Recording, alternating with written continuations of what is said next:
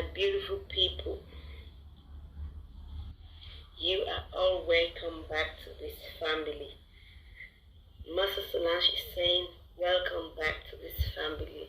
If you're a new subscriber, thanks for subscribing. If you are an old subscriber to this channel, thanks for being royal and fidel.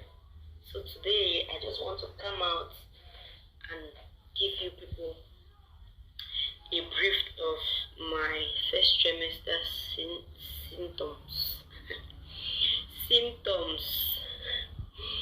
First trimester symptoms. My face has gone down today and the breakout is healing. Thank God for today, guys.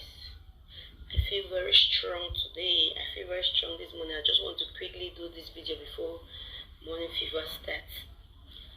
So I'll just be very fast and brief. From the time I discovered I was pregnant, I was already like 5 to 6 months gone. 5 to 6 weeks gone. Sorry guys, I was already like 5 to 6 weeks gone. So I discovered that I was pregnant during the month of January. That was January 11th, because if I'm not mistaken, January 8, 9 and 10 I had serious night fever. So the night fever was like, it was like having cramps, like menstrual cramps, having nipple pains, you know, menstrual cramps, having night dreams, like struggling to sleep in the night, you know.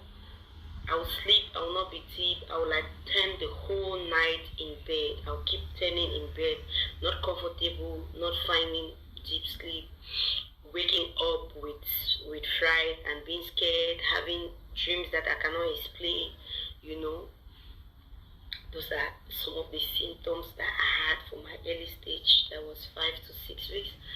Then for those 3 days that I had night fever, that's what pushed me to go consult, like to know what's wrong, because that was January. Because from October, November, December, I was currently in the hospital for my PCOS issue, because that's when the doctor diagnosed me of, because I was currently in the hospital with my PCOS issue. So you know, with a TTL struggle, with a trying to conceive struggle, people like us who had PCOS, one of the symptoms of PCOS is amenorrhea, or no menstrual period at all, either irregular menstrual period or no menstrual period at all. So while I was diagnosed of PCOS, I started with the doctor October, but when I went to the hospital that October, I had not menstruated for 3 months.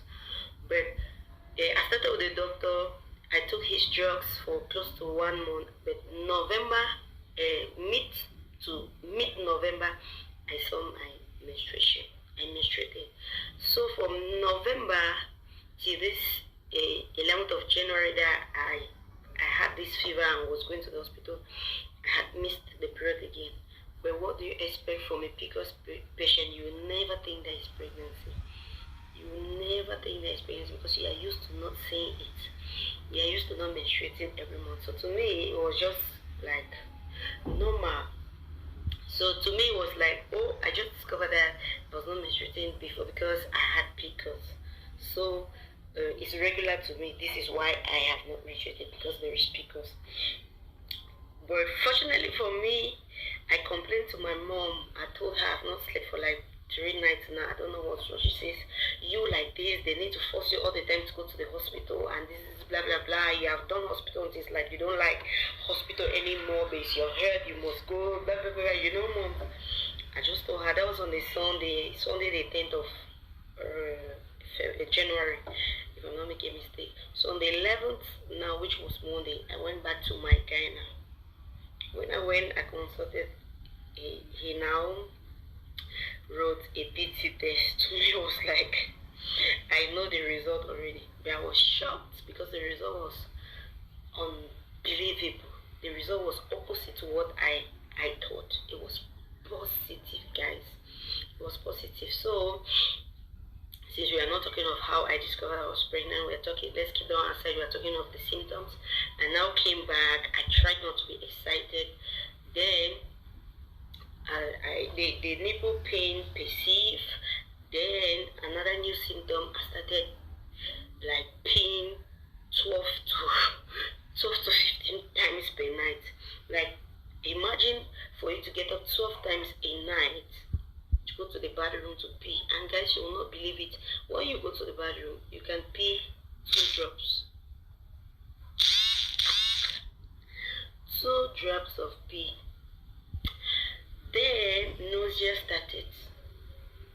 I could barely cook.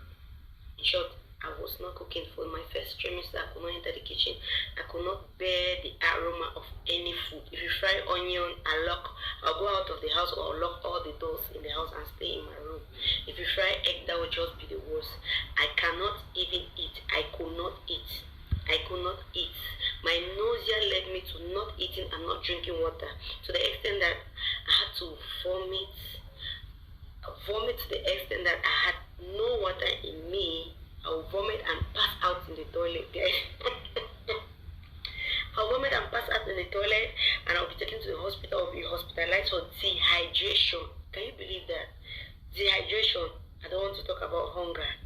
The first time I was hospitalized for dehydration and hunger, the doctor gave me appetite medicine, gave me, I think it's Vogaline. Vogaline did not work for me. I had to take something stronger. I've forgotten the name.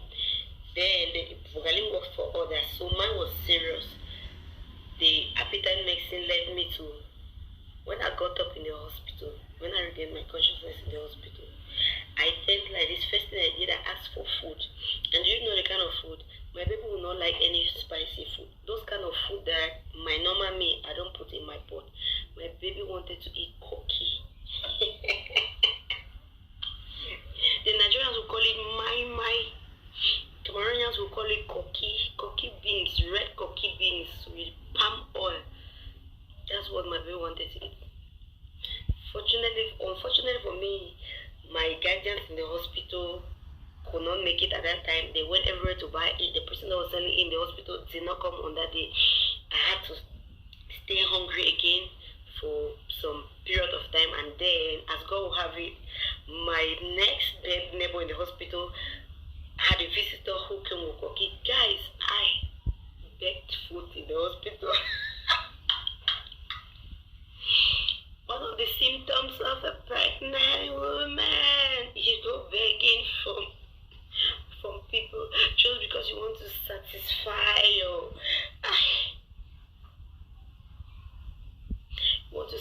your craves. I was craving for cookie. I was craving for fufu corn and vegetable. And fufu is one of those things that my doctors advised me not to eat, cornstarch, too much of carbohydrate, not to eat because there are some of those things that I did or I did not eat to heal my PCOS syndromes. Okay, my baby craved for cookie. My baby craved for fufu corn and vegetable. My baby craved for choo-choo. Guys, if you're from Bamenda, you know what I mean by choo-choo. If you are from the west, my baby craved for how do they call it? In short, pounded Irish potatoes and beans with palm oil. Those are the things that on my regular life, my day-to-day life, I can cook it once a year, or you never even see, you rarely see it in my pot. But those are the things that my baby craved for. So for that first trimester, those were my craves. So when I came back from the hospital, I started with the drugs that the doctor gave me. Thank God for my doctor. He's so nice. He knows his job. I bless the man. May God bless the man. So when I came out from the hospital, I started drinking water. I started eating this 3 food with watermelon. That was the only thing that kept me alive for the 3 months. watermelon, because when I will not eat food, even to rub oil, if you see my body, guys, I could not rub oil. Everything was like a bad smell to me. My rubbing oil that I bought, I had to take it and give it to somebody to use because I could not use it. I could not stand the smell. I could not stand the perfume. Worst of all, if you spray perfume and pass beside me, I just start vomiting. I had to stop going to my restaurant. My restaurant is one of my businesses, the most functional. I had to stop going there because how do I cook? How do I cook? So I had to arrange for other people to run the restaurant for me.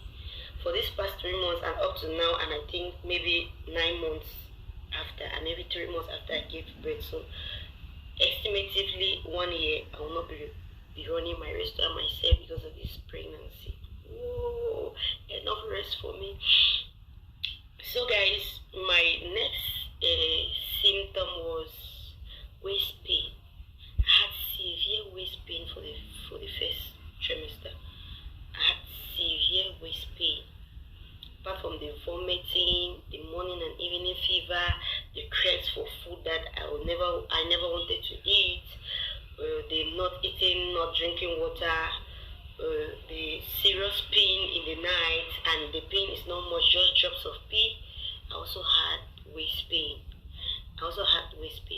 And guys, I will be in bed for like the whole day, for 2 days after, 3 days after, a week, for weeks. In short, for the 3 months is bed, hospital, bed, hospital. Guys, you will not believe it. Some days for me to bathe is difficult.